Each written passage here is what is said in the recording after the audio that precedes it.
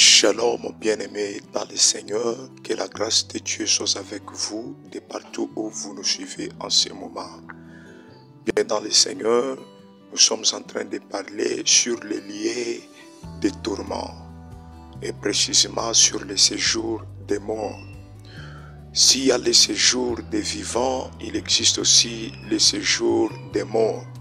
S'il y a le monde des vivants, il existe aussi le monde des morts. Et le séjour des morts est divisé en deux selon les deux catégories de personnes que nous trouvons sur la terre. Sur la terre, il y a des catégories de personnes. Il y a les chrétiens, il y a aussi les païens. De même aussi, dans le séjour des morts, il y a des emplacements. Il y a le séjour du repos qui appartient aux chrétiens. Il y a aussi le lieu des tourments qui appartient aux païens. C'est-à-dire, tout chrétien véritable qui meurt, il part séjourner dans un lieu qu'on appelle le lieu du repos, dans le paradis. Et tout païen qui meurt, il part séjourner dans un lieu qu'on appelle le lieu des tourments. Alors, le lieu des tourments, c'est un endroit où les âmes pécheurs arrivent et ils sont tourmentés pour attendre le jour du jugement dernier.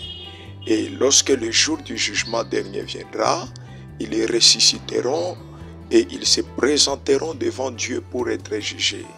Et après avoir les jugés, on les jettera et tous dans un feu éternel. Alors, aujourd'hui, le lieu des tourments, c'est le milieu où les pécheurs partent après leur mort.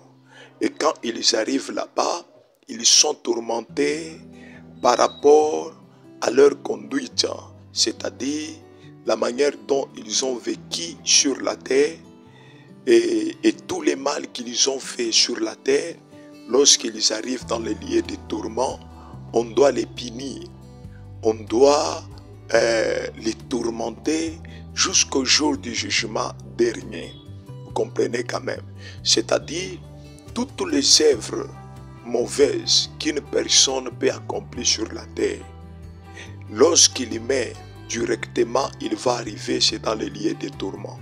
Et là-bas, on va lui frapper, on va lui tourmenter selon les œuvres qu'il a amenées ou qu'il a posées sur la terre quand il était vivant.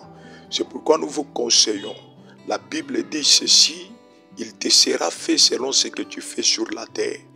Et toutes les œuvres que l'homme accomplit sur la terre, ça lui accompagnera même après sa mort. La mort n'est pas la fin de la vie.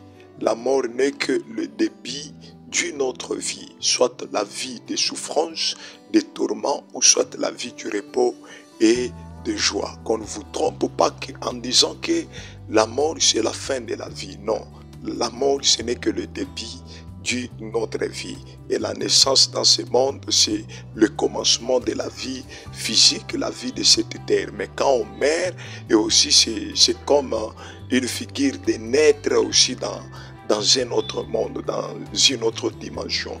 Et là, toutes les œuvres que tu as posées dans ce monde te suivra même après ta mort. C'est pourquoi nous vous exhortons d'avoir une bonne conduite, de poser des bonnes œuvres, afin que lorsque le jour de ta mort arrive, que tu pars naître dans le paradis de Dieu, que tu pars te reposer et voir une joie éternelle.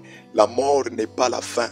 La mort, ce n'est que le début d'une autre vie. C'est-à-dire, la mort, c'est la fin de cette vie sur la terre et le début de la vie dans le monde spirituel. Or, la Bible dit, les choses physiques passent. La vie de la terre va passer, mais les invisibles demeurent éternellement. C'est-à-dire, le monde spirituel est éternel, mais ce monde physique n'est pas éternel, ça va passer. Alors, quand l'homme meurt, c'est-à-dire, c'est la fin de sa vie sur la terre, mais le début maintenant de la vie dans le monde invisible, le monde qui est éternel. Et là, il y a deux éternités, soit l'éternité du repos ou soit l'éternité des tourments. Alors, le tourment appartient aux païens. tous ceux qui ne veulent pas accepter Jésus-Christ et marcher dans la vie de sainteté, craindre Dieu, lorsqu'ils meurent, ils iront dans un tourment éternel. Mais ceux qui respectent Dieu, qui évitent le mal, qui craignent Dieu dans toutes choses, lorsqu'ils meurent, c'est leur débit de la joie, c'est leur débit du repos. Alors, tu as le choix de choisir entre le bien et le mal. Et sache que les œuvres ou ta conduite te suivra même après ta mort. Que Dieu vous bénisse.